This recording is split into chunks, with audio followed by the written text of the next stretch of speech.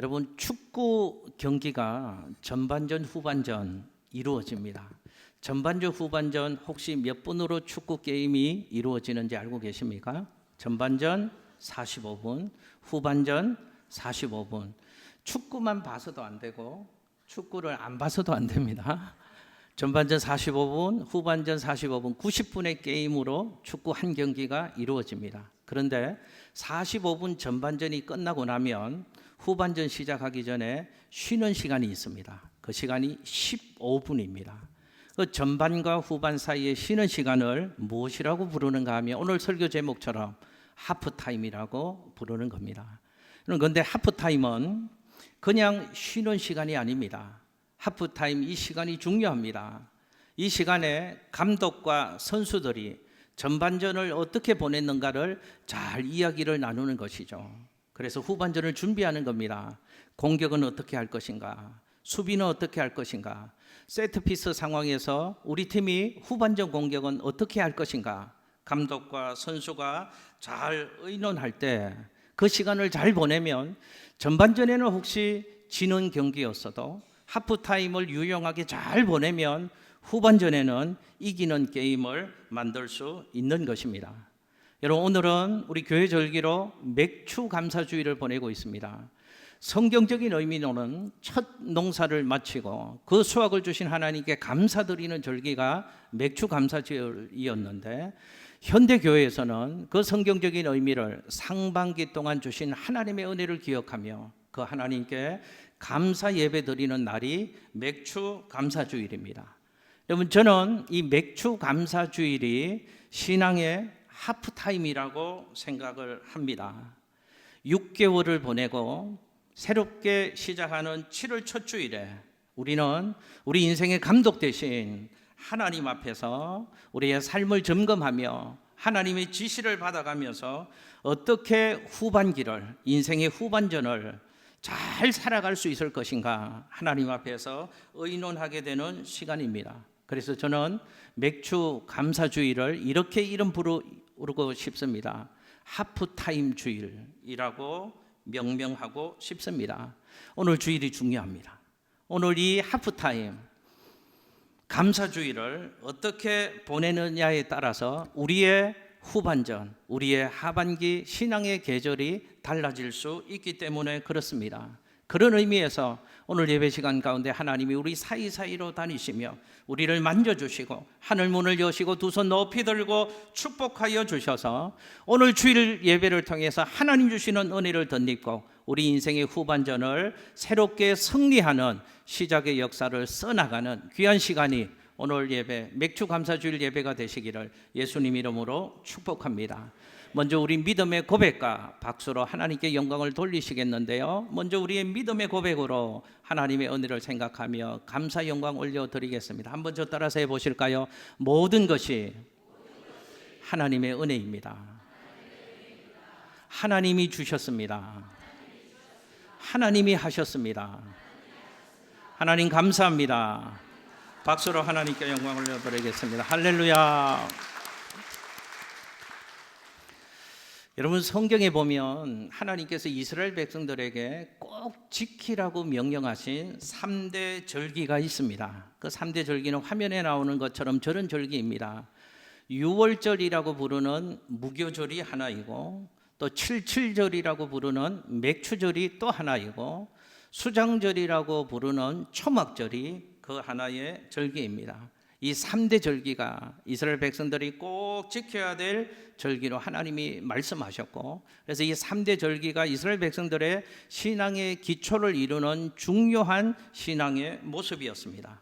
이 3대 절기는 공통점 하나가 있습니다. 감사라는 절기, 감사하는 절기라는 공통점이 있는 것이죠. 여러분, 화면에 신명기 16장 16절에서 17절 말씀을 통해서 하나님이 명하시는 감사의 계절 어떤 것인가 한번 살펴보겠습니다. 시작. 너희 가운데 모든 남자는 1년에 3번 곧 무교절과 칠칠절과 초막절에 내 하나님 여호와께서 택하신 곳에서 여호와를 배웁되 빈손으로 여호와를 배웁지 말고 각 사람이 내 하나님 여호와께서 주신 복을 따라 그 힘대로 드릴지니라. 아멘. 할렐루야. 하나님이 말씀하십니다. 이 3대 절기는 꼭 지켜야 한다. 남자를 지키라는 것은 모든 이스라엘 백성들이 지키라는 것을 말씀하시는 것입니다. 그런데 이 감사 절기를 지키는데 어떻게 지켜야 될 것인가? 하나님이 구체적으로 말씀해 주십니다. 말씀, 아까 읽은 말씀을 보면 하나님이 주신 복을 따라서 하나님께 감사하라라고 하나님이 말씀을 하십니다. 하나님이 주신 복이 있는데, 하나님이 주셔서 너희가 받은 복이 있는데 그 복을 기억하면서, 복을 주신 하나님을 기억하면서 주신 것으로 하나님께 감사 예배를 드려라 하는 하나님의 말씀입니다. 여러분, 유월절이라고 부르는 무교절에는 이스라엘 백성들이 450년 동안 애굽에 종살이 하던 이스라엘 백성들을 하나님의 기적의 방법과 은혜로 출애굽시켜 주시고 자유와 해방을 주셨습니다. 그 하나님의 은혜를 기억하면서 하나님께 감사 예배를 드리라는 것입니다.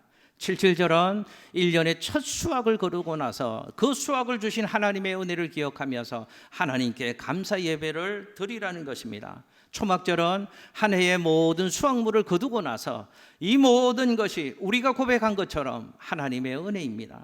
하나님이 주신 것입니다. 하나님이 하신 것입니다. 그 은혜를 기억하며 하나님께 감사로 영광을 돌리라는 것입니다. 자, 그러면 이 감사를 어떻게 표현하라고 하나님 말씀하시는가? 감사를 드리는 구체적인 방법도 하나님이 말씀해 주셨습니다. 여러분, 신명기 16장 10절 말씀 같이 한번 읽겠습니다. 시작. 내 하나님 여호와 앞에 77절을 지키되 내 하나님 여호와께서 내게 복을 주신 대로 내 힘을 헤아려 자원하는 예물을 드리고. 아멘. 자, 어떻게 감사하라고요? 하나님이 복 주신 대로 감사하랍니다. 무엇으로요? 주신 것으로 하나님께 감사하라고 말씀을 하십니다. 여러분 보십시오. 구약 성경에서는 하나님의 백성들이 감사하며 살 것을 하나님은 가르치고 계십니다. 그런데 이 감사의 신앙이요, 신약으로도 이어집니다. 그런데 신약에서 감사를 계속해서 가르치시는데, 신약의 감사는 구약의 감사보다 더 발전되고 성숙한 감사를 할 것을 신약 성경에서 하나님께서 우리에게 말씀하십니다. 그것이 대표적인 말씀이 오늘 읽었던 본문의 말씀입니다. 언제 감사하라고요? 어떻게 감사하라고요? 범사에 감사하라 라고 신약에서 주님이 말씀을 하시는 것이죠. 여러분 보십시오. 구약의 감사는, 신약과 구약의 감사를 비교해 본다면 구약의 감사는 조건적인 감사라고 얘기할 수 있습니다. 이런 감사죠. 하나님이 주셨으니, 네가 받은 것이 있으니, 출애굽 첫 수확, 1년의 수확, 하나님이 주신 것 네가 받은 것이 있으니 그것으로 감사를 하라는 것입니다. 그러니 조건적인 감사라고 얘기할 수 있는 것이죠. 그러나 신약에서의 감사는 무조건적인 감사를 하나님이 우리에게 말씀하신다는 것을 성경을 통해서 살펴볼 수 있습니다. 범사에 감사하라는 겁니다. 모든 것에 감사하며 살 것을 성경은 우리에게 말씀합니다. 여러분, 이 감사를, 구약과 신약의 감사를 비교해 보면 구약의 감사는 선택적인 감사라고 얘기를 할 수 있습니다. 하나님이 네게 이런 복을 주셨으니 받은 것으로 주신 하나님께 감사를 드리라는 것이죠. 그런데 신약의 감사는 범사에 감사하라는 겁니다. 이 감사는 보편적인 감사, 일반적인 감사를 하나님 앞에 드려야 될 것을 성경은 우리에게 말씀하고 있습니다. 구약처럼 어떤 특정한 상황 때문에, 특정한 조건 때문에 그것으로 인하여 하나님께 감사드리는 것이 아니고 보편적인 삶, 일반적인 삶에서 하나님을 향하여 무조건적인 감사를 드리며 살 것을 신약 성경은 우리에게 말씀하고 있습니다. 여러분 보십시오. 성경이 얼마나 감사를 우리에게 요구하시는지, 감사를 우리에게 강조하는지 한번 보십시오. 구약 말씀에서도 신약 말씀에서도 공히 성경은 우리에게 줄기차게 감사하며 살 것을 우리에게 명령하고 있습니다. 성경은 대단히 감사를 강조하고 있구나 하는 것을 우리는 구약과 신약의 흐름을 통해서 살펴볼 수 있는 것이죠. 그럼 우리에게 이런 의문이 듭니다. 왜 우리는 감사하며 살아야 되는가? 왜 그리스도인은 이렇게 감사하는 삶을 살라고 성경은 우리에게 말씀하는가? 오늘 맥주 감사주일 예배를 드리면서 우리의 삶 가운데 있어야 되는 보편적인 의미의 감사, 그것이 무엇인가 하는 것을 좀 살펴보려고 합니다. 한번 저 따라서 해보시겠습니다. 하나님의 뜻이니 감사해야 합니다. 할렐루야. 여러분 오늘 말씀 화면에 한 번 더 읽어보실까요? 데살로니가전서 5장 18절 말씀입니다. 시작. 범사에 감사하라. 이것이 그리스도 예수 안에서 너희를 향하신 하나님의 뜻이니라. 아멘. 제가 한번 여쭤볼게요. 왜 그리스도인은 감사하며 살아야 된다고요? 저 말씀을 근거로 하면 감사가 너희를 향하신 하나님의 뜻이니까 감사하며 살아야 된다. 성경은 얘기를 하는 것입니다. 여러분 하나님의 뜻은 하나님의 의지요, 하나님의 바람이요, 하나님의 원하심이라고 얘기할 수 있는 것입니다. 성도들, 하나님의 자녀들, 그리스도인들을 향하여 하나님의 가지신 뜻이 뭔가, 우리를 향하는 하나님의 바람이 뭔가, 그것이 바로 우리가 하나님께 감사하며 사는 것이다 라고 성경은 말씀하고 있는 것입니다. 그렇다면 감사는 뭔가 이렇게 정의할 수 있는 것이죠. 감사는 하나님의 뜻에 대한 순종이 감사하며 사는 것입니다. 감사가 하나님의 뜻이고, 감사가 하나님의 의지고, 감사가 하나님의 원하심이고 바람이라면 우리가 감사하며 사는 것은 우리의 삶을 통하여 하나님의 뜻을 이루어 드리는 것입니다. 그러므로 우리가 감사하며 사는 삶은 결과적으로 하나님께 기쁨을 드리는 겁니다. 여러분 하늘 아버지께 자녀인 우리가 기쁨을 드리는 것이 마땅한 일인데, 하나님의 자녀인 우리가 하늘 아버지를 기쁘게 해드리는 가장 귀한 방법은 우리의 삶에서 하나님을 기억하고 감사하며 사는 것이다. 그래서 범사에 감사해야 된다라고 성경은 우리에게 말씀하고 있는 것입니다. 여러분 우리가 기도 생활하면서 이런 기도를, 이런 찬양을 하나님 앞에 종종 드릴 때가 있습니다. 하나님, 나를 통하여 영광 받아 주옵소서. 하나님, 내 삶이 하나님의 기쁨이 되게 하여 주옵소서 라고 기도를 하고 찬양을 하죠. 우리는 또 교회를 위하여, 자녀들 위하여 이렇게 기도합니다. 하나님, 우리 교회가 하나님께 큰 기쁨이 되는 교회가 되게 하여 주옵소서.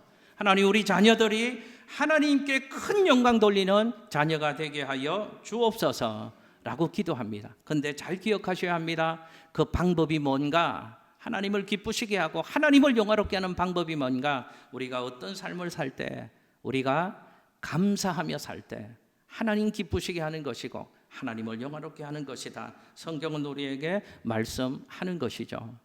여러분, 부모들은 자녀들 때문에 기뻐하며 삽니다. 자녀들이 부모에게 주는 기쁨이 있습니다.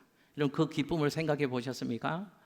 자녀들이, 우리 어린 딸이 엄마에게 기쁨을 주는데, 그 기쁨이 그 어린 딸이 백화점에서 값비싼 원피스를 사다 주어서 엄마의 기쁨이 있는 것은 아닙니다.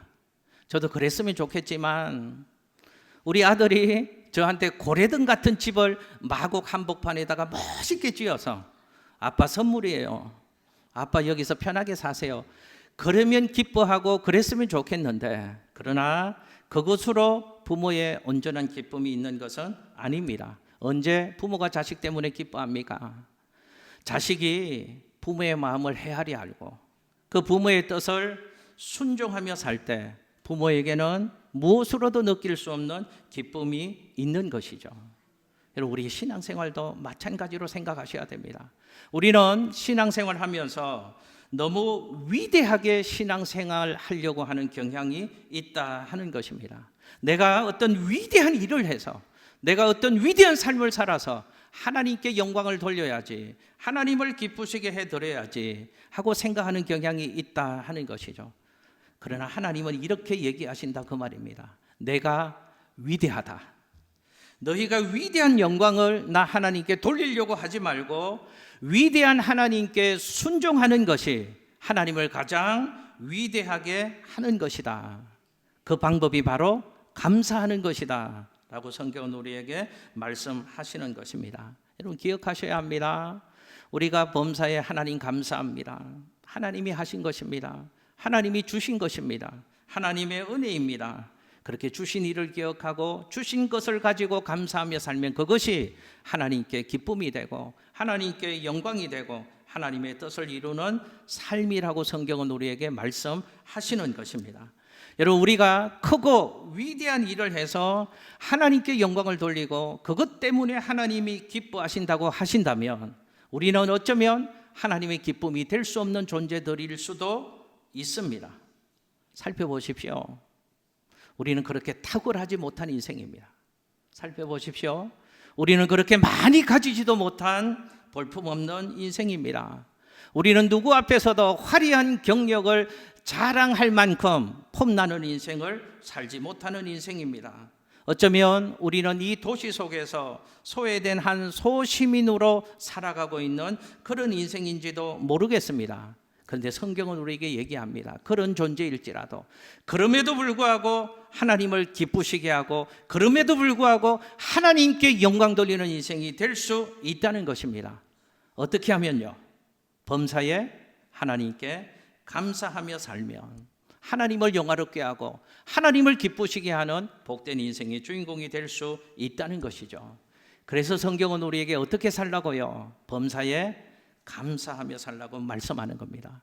여러분, 범사에 감사하라는 말씀을 기억하시죠? 좋을 때도 감사하시고 안 좋을 때도 감사하시고 높은 자리에 섰을 때도 감사하시고 낮은 자리로 떨어졌을 때도 감사하며 살라고 주님은 우리에게 말씀하는 겁니다. 그것이 하나님을 기쁘시게 하는 것이다. 그것이 하나님을 영화롭게 하는 것이다. 그러므로 감사해라, 감사해라, 감사해라.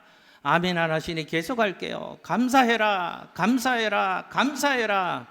성경은 우리에게 말씀하는 것입니다. 그러므로 우리 사랑하는 성도 여러분, 삶에서 감사를 놓치지 마시기를 바랍니다.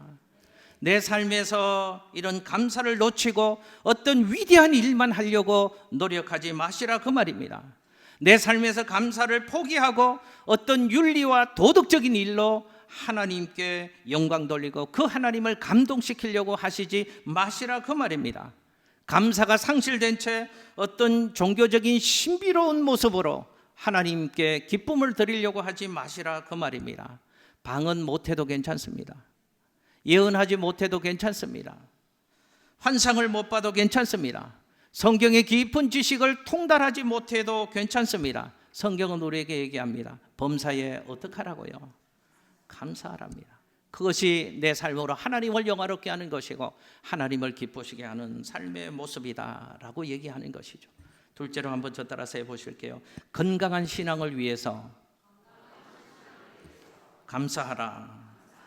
여러분, 오늘 본문 말씀이 기록된 데살로니가서는 사도 바울이 데살로니가 교회 성도들에게 보낸 편지글입니다. 여러분, 화면에 데살로니가전서 1장 1절 말씀을 같이 한번 읽어보실게요. 시작. 바울과 실루아노와 디모데는 하나님 아버지와 주 예수 그리스도 안에 있는 데살로니가인의 교회에 편지하노니 은혜와 평강이 너희에게 있을지어다. 아멘. 여러분 보십시오. 바울이 지금 왜 데살로니가 교회 성도들에게 이 편지를 보내고 있는가? 데살로니가 교회는 언제 어떻게 세워진 교회인가 하면 바울이 2차 전도 여행을 갈 때 바울이 전한 복음을 듣고 그 지역의 사람들이 예수를 믿어서 생겨난 교회입니다. 그런데 그 당시 사회적인 분위기는 복음에 대해서는 굉장히 냉소적이고 적대적인 분위기였습니다. 그런 시대의 환경 속에서 바울이 그 지역에 복음을 전했습니다. 예수의 피 묻은 복음을 힘있게 전했습니다. 그 복음을 들은 사람이 성령의 역사로 예수를 영접하게 된 것이죠. 그러니까 그 사람들의 마음속에 예수를 믿는 신앙인으로서 가져야 될 감격은 있었습니다. 그런데 그들이 살고 있는 세상의 환경은 그렇게 녹록지 않았습니다. 환난이 있었고요, 핍박이 있었고요, 그들을 믿는 자들을 대적하는 시대적인 상황과 환경이 있었습니다.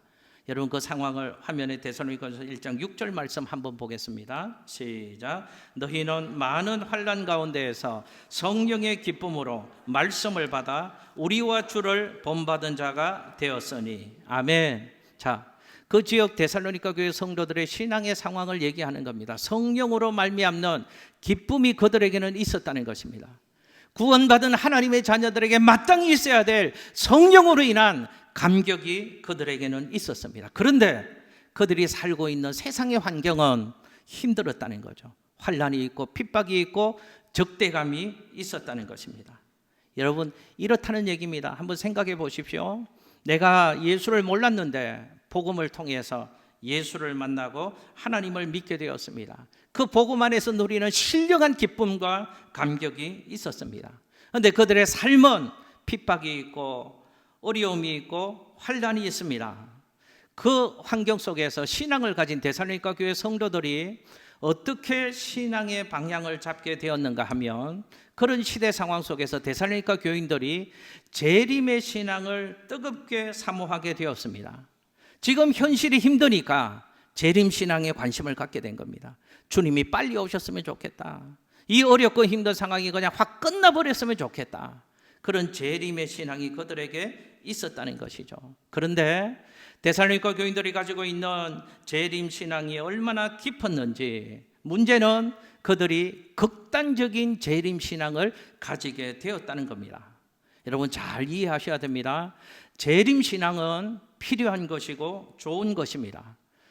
신앙생활을 이렇게도 표현할 수 있을 것 같습니다. 신앙의 삶은 다시 오실 주님을 기다리며 사는 삶이 신앙생활이라고 얘기할 수 있을 것입니다. 그런데 재림신앙이 좋은 것이고 필요한 것이지만 이것이 극단적으로 치닫게 되어지면 현실을 도피하고 현실을 외면하는 양상의 삶으로 살아갈 수 있다는 것이 문제입니다.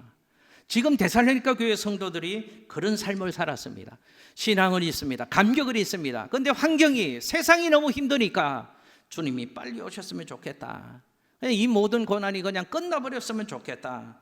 극단적인 재림 신앙을 가지게 되었고, 그것으로 인하여 그들이 살아야 될, 그들이 견디고 이기고 극복해야 될 현실을 외면하고 도피하는 신앙의 모습이 그들에게 있었다 하는 것입니다.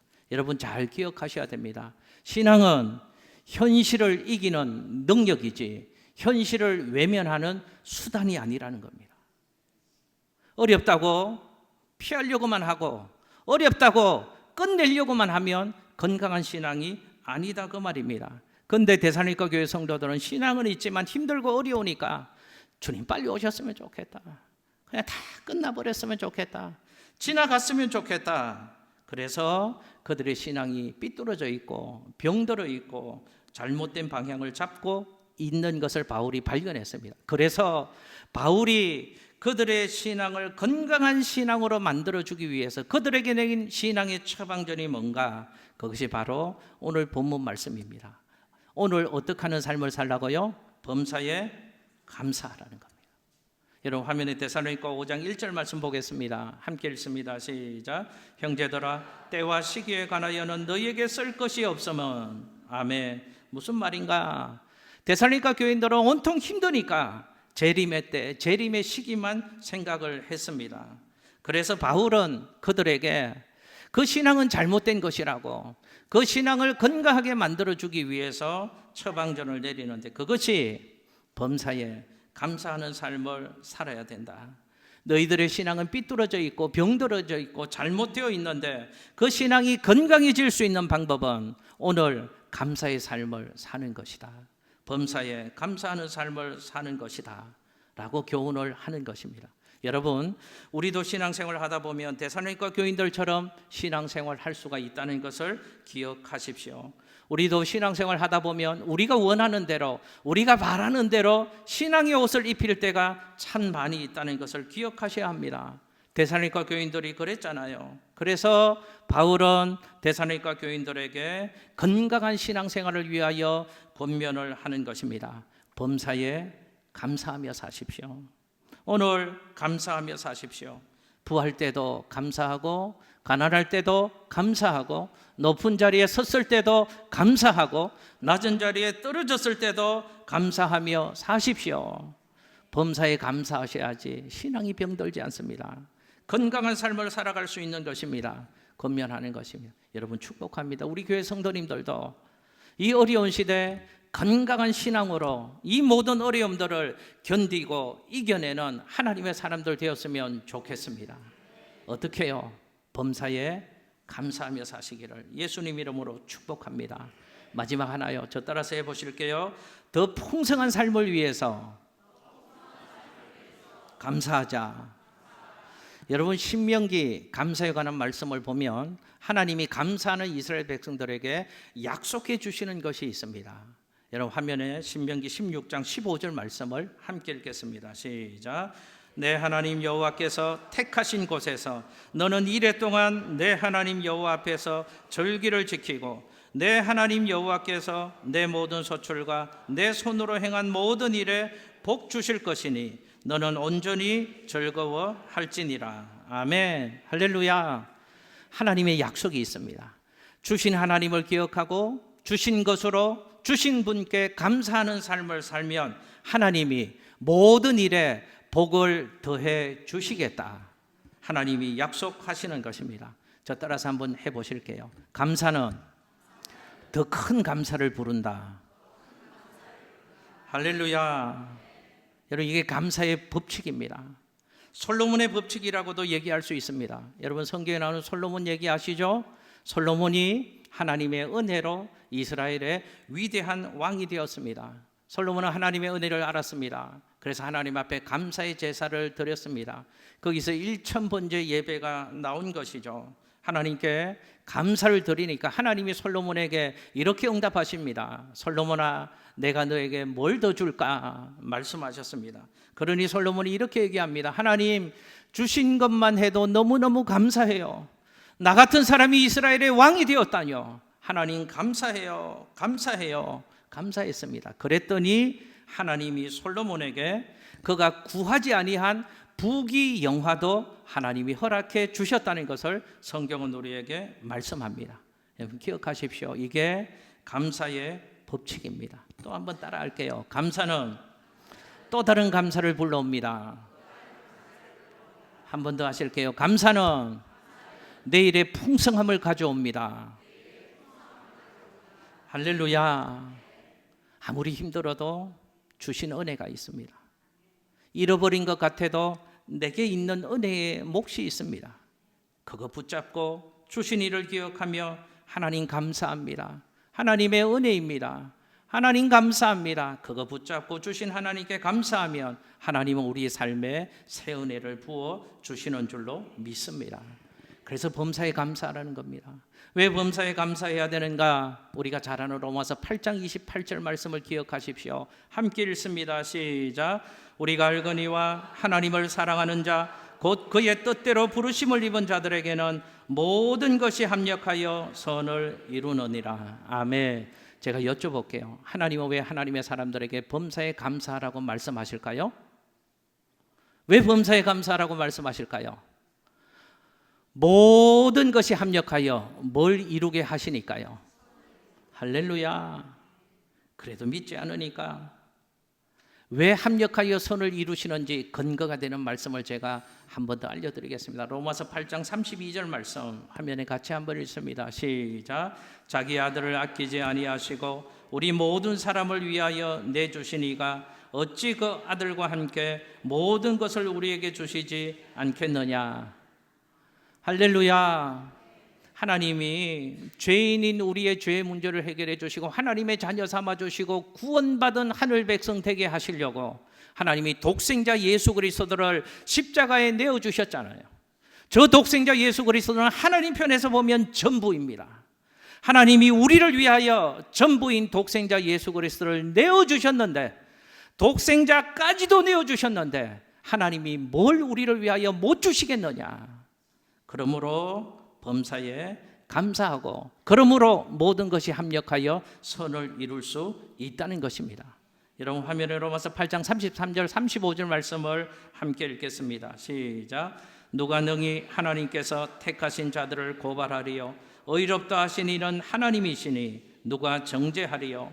죽으실 뿐 아니라 다시 살아나신 이는 그리스도 예수시니 그는 하나님 우편에 계신 자요 우리를 위하여 간구하시는 자시니라. 누가 우리를 그리스도의 사랑에서 끊으리요? 환난이나 곤고나 박해나 기근이나 적신이나 위험이나 칼이랴. 할렐루야. 이게 무슨 이야기입니까? 내 삶에 그 어떤 척박한 일들이 펼쳐질 수 있어도 하나님 때문에 그 모든 결과는 반드시 좋은 것이다 라는 말씀을 길게 설명해 주시는 것입니다. 그러므로 주님은 우리에게 말씀하시는 것입니다. 범사에 감사하며 사십시오. 로마서 8장의 결론을 마지막으로 로마서 8장 37절에서 이렇게 내립니다. 함께 읽습니다. 시작. 그러나 이 모든 일에 우리를 사랑하시는 이로 말미암아 우리가 넉넉히 이기느니라. 아멘. 할렐루야. 하나님 말씀하십니다. 우리 삶의 모든 결과는 반드시 승리이고 감사일 것이기에 우리는 날마다 날마다의 삶 가운데서 범사에 감사하며 살아야 합니다 라고 성경은 우리에게 말씀하고 있는 것입니다. 여러분 잘 기억하십시오. 말씀 정리하겠습니다. 그러므로 우리는 모든 것을 하나님 안에서 생각하셔야 합니다. 오늘 내 삶에 일어나는 그 어떤 일, 그 모든 일들도 우리는 하나님 안에서 생각하셔야 합니다. 모든 것을 합력하여 선을 이루게 하시며 모든 것을 합력하여 넉넉히 이기게 하시는 그 하나님 안에서 보면 우리 삶에 일어나는 모든 것들은 감사의 제목이 될 수 있는 것입니다. 오늘만 보지 말고 내일을 생각하며 사시기를 바랍니다. 오늘은 힘들 수 있습니다. 오늘은 사방으로 우겨쌈을 당할 수 있고 오늘 내 앞에 칼이 있을 수 있고 기근이 있을 수 있고 적신이 있을 수 있고 위험이 있을 수 있습니다. 그러나 내일에 가보면 그것들이 나를 무너지게 못했고 내일 내게 이 모든 것들을 넉넉히 이기는 승리가 있다는 것을 내일 선 삶의 자리에서 우리는 확인하게 되는 것이죠. 그래서 우리는 그 모든 일들을 하나님의 은혜 가운데 지나고 나면 바보도 터지는 소리를 하잖아요. 그래서 그때 하나님이 그러셨구나. 아, 그때 그래서 내게 눈물 나는 일이 있고 왜 이런 일이 하나님 내게 일어나는지 하나님 앞에서 반응도 하고 때를 썼지만 하나님이 이런 선을 이루시려고 내 삶 가운데 이렇게 섭리하셨구나. 비로소 깨닫는 것입니다. 그러므로 오늘만 보지 말고 내일을 바라보며 믿음으로 사시는 우리 모두가 되시기를 예수님 이름으로 축복합니다. 성경은 우리에게 왜 감사하라고 했는가? 감사하며 살 때 우리가 행복해질 수 있기 때문에 그렇습니다. 감사는 행복을 더하게 하는 것이고 불평은 불행을 더하게 하는 것입니다. 감사는 행복 연습이고 불평은 불행 연습입니다. 어떻게 범사에 감사하며 살 수 있는가? 감사를 훈련하셔야 합니다. 없는 것 보고 불평하지 말고 주신 것 보고 감사할 수 있어야 합니다. 작은 것에 감사할 수 있어야 합니다. 여러분 하나님 주시는 법칙이 있더라고요. 하나님은 처음부터 우리에게 최상급의 은혜를 주시지 않으십니다. 하나님은 처음에는 우리에게 원급의 은혜를 주십니다. 원급의 은혜를 바라보고 감사하면 우리 삶에 비교급의 은혜를 주시는 것입니다. 비교급의 은혜를 주시고 그것 붙잡고 감사하면 하나님은 감사하는 그 심령과 인생에게 최상급의 은혜를 주시는 줄로 믿습니다. 그러기에 하나님은 우리가 범사에 감사하며 살라고 말씀하시는 것입니다. 축복합니다. 이제 인생의 후반전이 시작됩니다. 2024년 하나님이 우리에게 선물로 주신 인생의 후반전 7월부터 범사에 감사하며 살아가시는 하늘 백성들 되시기를 예수님 이름으로 축복합니다. 기도하겠습니다.